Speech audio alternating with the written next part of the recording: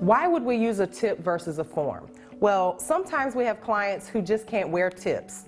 They may not have very long nail beds in order for the tip to adhere to. The client may have a nail shape that just doesn't work well with a tip. So we may have to customize the client's nail tip by using a form.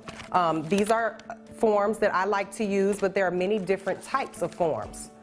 Here's another type. Today I'm going to be using these nail sculptured forms, which are my favorite, by Odyssey.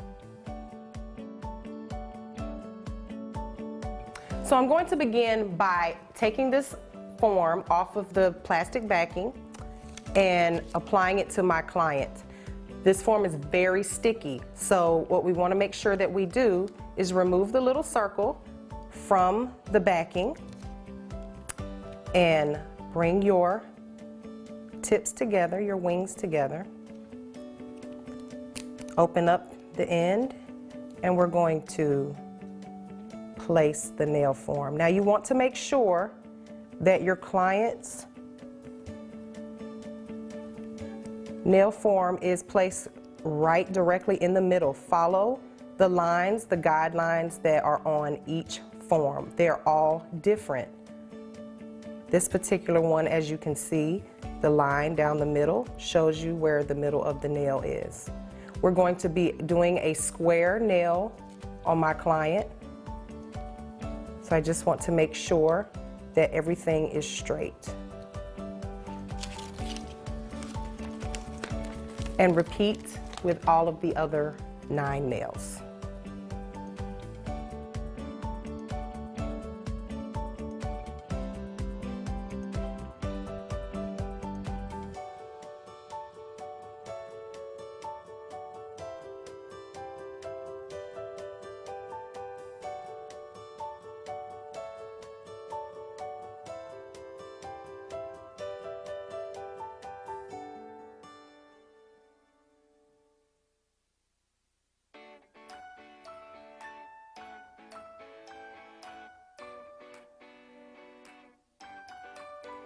So when applying the sculptured nail form, you want to be sure that your client does not have that skin growth underneath the nail called the hyponychium.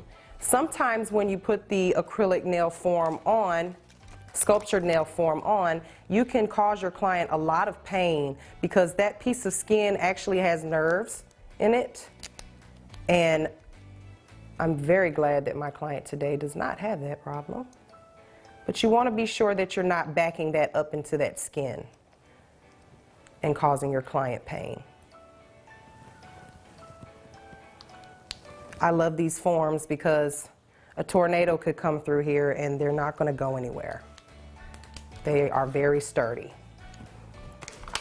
And when you're first learning how to do this, the forms are everything. They really, really, really make your job easier. So invest in some decent forms. So you want to make sure that you're checking all of the angles.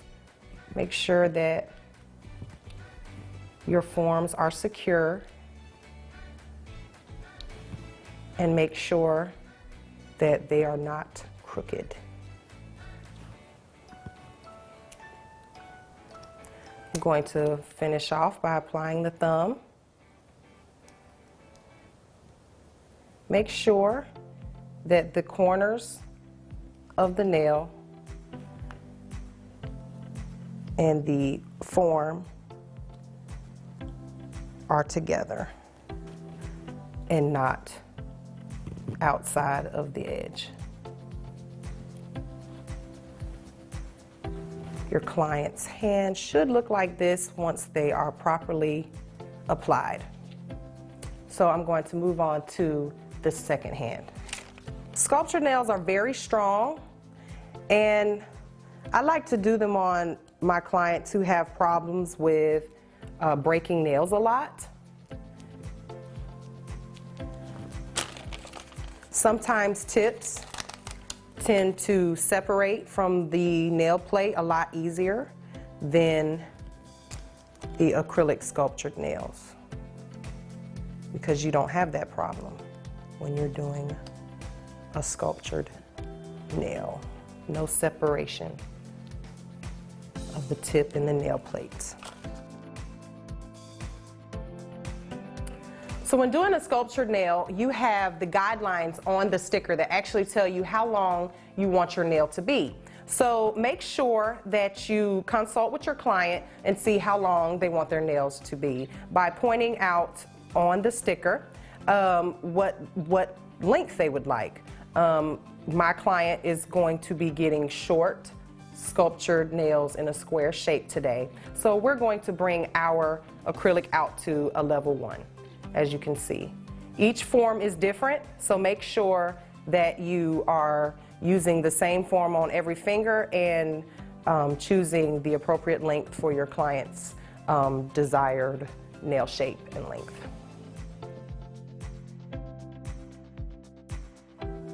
Dehydrating the nail is going to be your next step. I like to use Band-Aid by OPI. It's a really good product, and we're going to apply this generously to each nail. You don't need to go back into the product with every nail. This dries very quickly, as you can see. It's very important that we don't have any oil on the nail bed. If your client is having any problems with lifting, it's probably you haven't dehydrated, primed, or prepped the nails appropriately. The next step would be to apply a primer. I like to use Protein Bond because it has a sticky layer to it, which almost makes it seem like the acrylic sticks directly to the primer itself. We're going to apply a very small amount of the primer. You do not need a lot of this. A very little bit goes a long way. Be very careful not to put any primer on the client's skin as it might burn. So we're going to make sure that we apply it all the way up to the cuticle area on the entire nail. Be very careful not to get this on the client's skin again.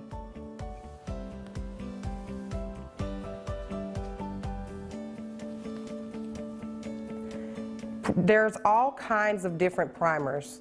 Find what works best for you.